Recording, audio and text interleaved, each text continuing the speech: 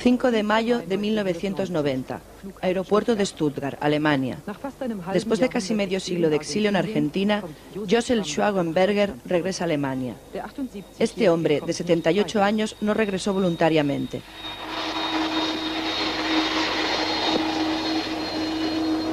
Durante decenas de años, el cazanazi Simon Wiesenthal le estaba buscando y preparando su extradición. Josel fue un comandante del gueto de Premis, responsable de muchos asesinatos. Él mismo reconoció haber matado cuando le detuvieron en 1945. Fue jefe de los campos de trabajo forzoso en Mielec y Stalowa, en Polonia.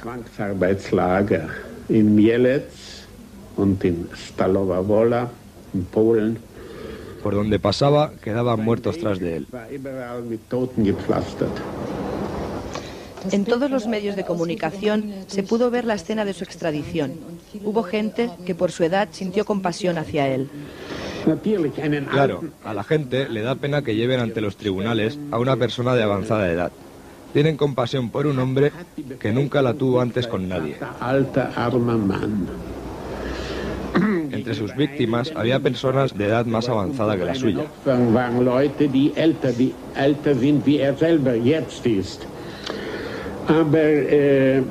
Pero nosotros queremos hacer algo para el futuro, porque justamente en este momento que estamos conversando, están naciendo los asesinos del mañana.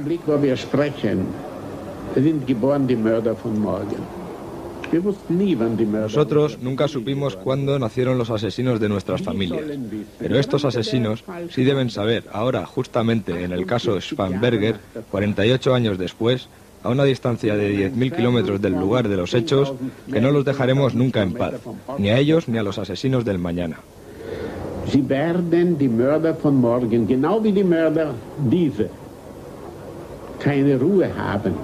La historia de la fuga y la persecución, caza de los criminales nazis de la guerra, comenzó ya antes de que terminaran el reino de los 1000 años. Mientras avanzaban implacablemente desde el este el Ejército Rojo y desde el oeste las tropas americanas e inglesas, los organizadores y ejecutores del asesinato de millones de personas tenían que ocuparse de su propia supervivencia. Una y otra vez, la BBC emitía la declaración de Moscú de los aliados.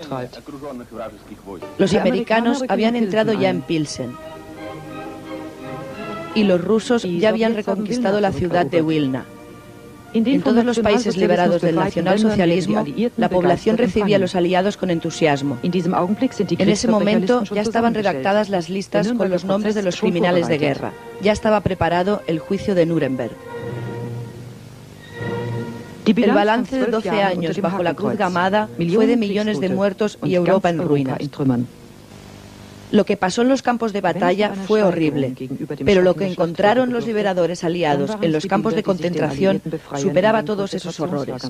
Estas imágenes de los archivos americanos fueron tomadas una semana después de la rendición. Se muestra el campo de concentración Buchenwald a los habitantes de Weimar. En los rostros de esta gente se ve dolor, horror, consternación y rechazo. Durante años tuvieron los ojos cerrados y no quisieron oír nada de lo que había pasado a su alrededor. Antes del final de la guerra, la Gestapo y el Servicio de Seguridad proveía a los criminales más importantes con documentación falsa. Cuando es el Estado el que facilita la documentación falsa, entonces en el acto esta documentación pasa a ser auténtica, no falsificada. Todo el aparato de seguridad de los nacionalsocialistas, con casi 1 millón de miembros, había sido declarado banda criminal. En la zona ocupada por los americanos, el Automatical Harreskalpul sirvió para identificar los grados de la Gestapo, la SS y el SD.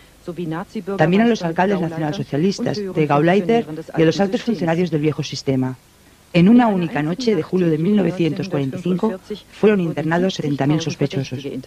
Sin embargo, por la inmensa cantidad de investigaciones y procedimientos, a los nazis y sobre todo a la asociación conspiradora que eran las SS, se les hacía más fácil hacerse pasar por simples soldados de la Wehrmacht que preparar los planes para la fuga de los camaradas sobre los cuales pesaban las acusaciones más graves. En un dossier secreto, que no llegó a conocerse hasta años más tarde, un agente americano infiltrado bajo el nombre supuesto Operación Brandy informaba afirmaba que se habían creado varias organizaciones con el fin de ayudar a los nazis importantes a escaparse. Además de la Brunderhaft y la Spine, el agente menciona a la organización clandestina Odessa, que es una abreviación del nombre Organización de los Exmiembros de las SS.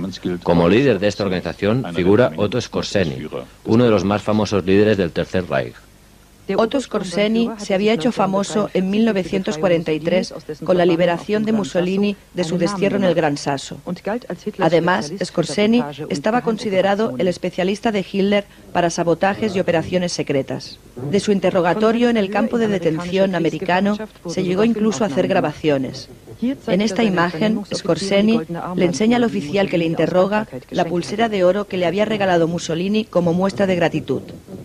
A pesar de las informaciones exactas facilitadas por el servicio secreto, Skorzeny logró escaparse del campo de detención en circunstancias no aclaradas del todo hasta hoy en día.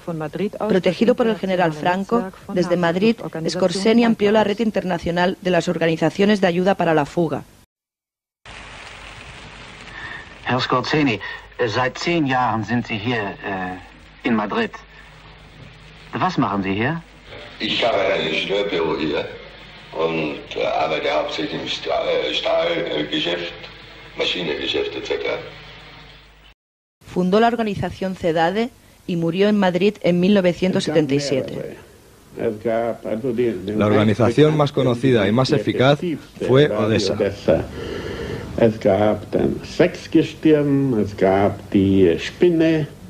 Existía la Spine, pero esta organización actuaba a nivel local.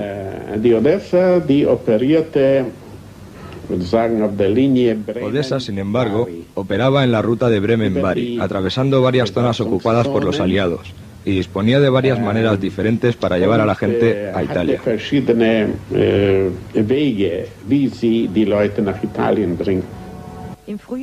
En la primavera de 1945, mientras las tropas de los aliados ya estaban avanzando hacia Berlín, una parte de los mandos nacionalsocialistas alrededor del jefe de los servicios de seguridad, Kaltenbrunner, y de Otto Skorzeny, con sus tropas blindadas, se habían concentrado aquí en el Auserland. Sin embargo, después del suicidio de Hitler, se abandonó el plan originario de defender la fortaleza de los Andes. Los habitantes del pueblo fueron testigos de cómo se sumergían de noche en los lagos del Auserland una cantidad innumerable de cajas llenas del botín valioso de armas y de documentos comprometedores. En las numerosas acciones de rescate realizadas en el transcurso de muchos años, se han podido recuperar una parte de las libras esterlinas falsificadas perfectamente, sumergidas en la profundidad del lago Toplitz. Estos billetes fueron falsificados por orden de Hitler en el campo de concentración de Sachsenhausen. Varios buceadores ya han pagado con su vida la búsqueda del oro de la Reichsbank, cuyo paradero también se sospecha que está en el fondo del lago. Esta sospecha está respaldada por el hecho de que ya antes del final de la guerra se creó en esta zona la infraestructura necesaria para una operación más tarde denominada la Organización de Ayuda para la Fuga más gigantesca de la historia. Hay rumores según los cuales se llevaron el oro poco después de la guerra, para utilizarlo para financiar las organizaciones de fuga, como por ejemplo la Odessa o la Spin. En el otro lado de los Alpes, en el lado sur, en una residencia lujosa en los viñedos de Meran, residía Friedrich Sven, el ex jefe de la operación estatal de falsificación de las libras esterlinas por todo el mundo. Con esta operación de manipulación de divisas, Hitler esperaba, pero en vano, poder llevar a la bancarrota la economía de su enemigo de guerra, Inglaterra. Después de la guerra, Sven, junto a Walter Rauff, el ex jefe de camiones de gasificación, usaban los beneficios de la operación de falsificación para financiar la Odessa. Rail Lines, que significa ruta de las ratas, era el nombre de las rutas de fuga en la jerga de los servicios secretos.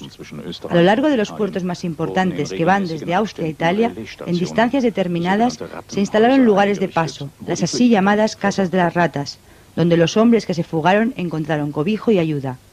Los fugados corrían el menor riesgo de ser descubiertos por la policía militar cuando se alojaban en uno de los numerosos monasterios que se encontraban a lo largo de la carretera que une Austria con Italia.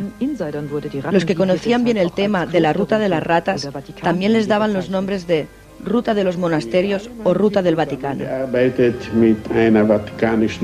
Italia colaboraron con una misión del Vaticano para ayudar a los países del este, que se habían hecho comunistas.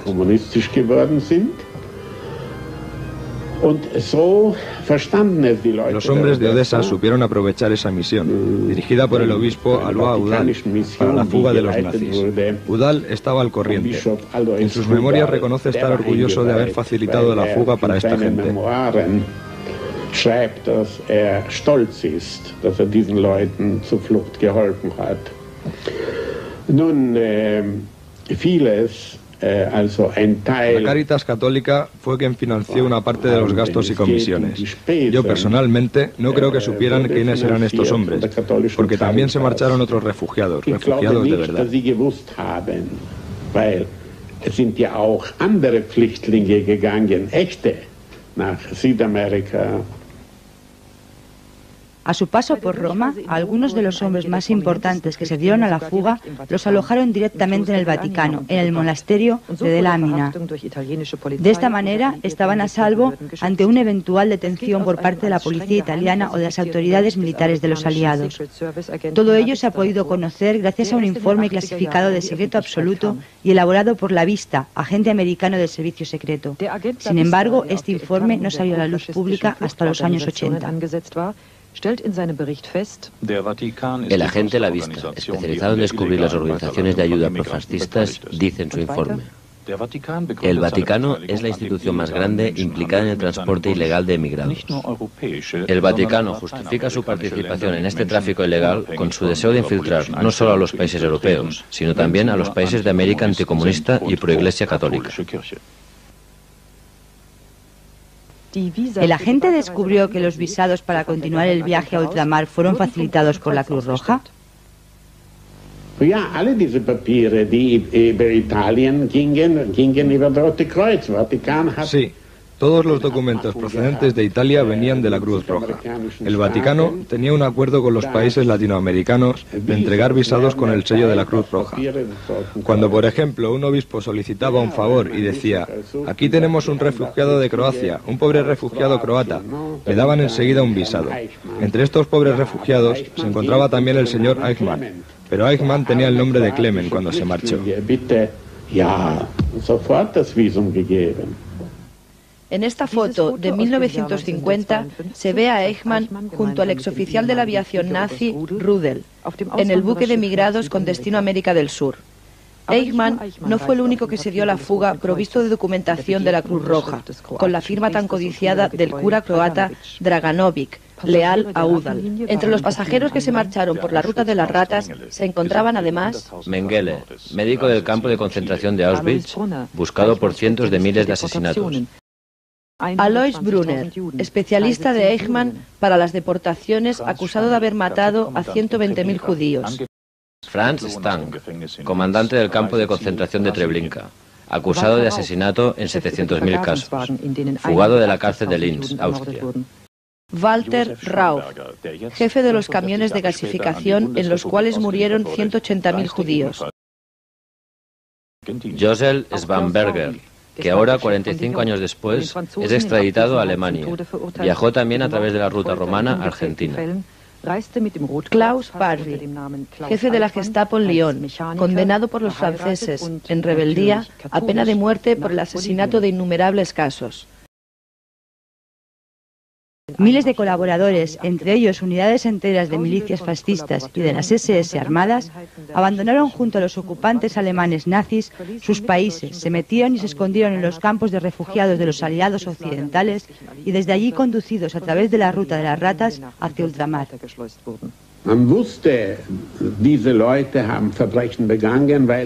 Se sabía que esta gente había cometido crímenes. Los supervivientes los mencionaron en sus testimonios, pero ahora conocemos cómo un número elevado de personas se fugó. Conocemos los nombres de los barcos, conocemos las fechas de sus salidas.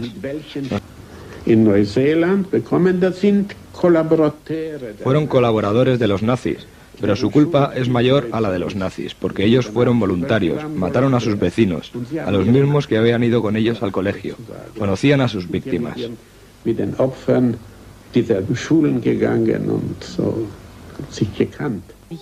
Como todos los años, el día de Yom HaShoah se recuerda a las víctimas del Holocausto. Han pasado 45 años desde la solemne promesa de los vencedores de la Segunda Guerra Mundial.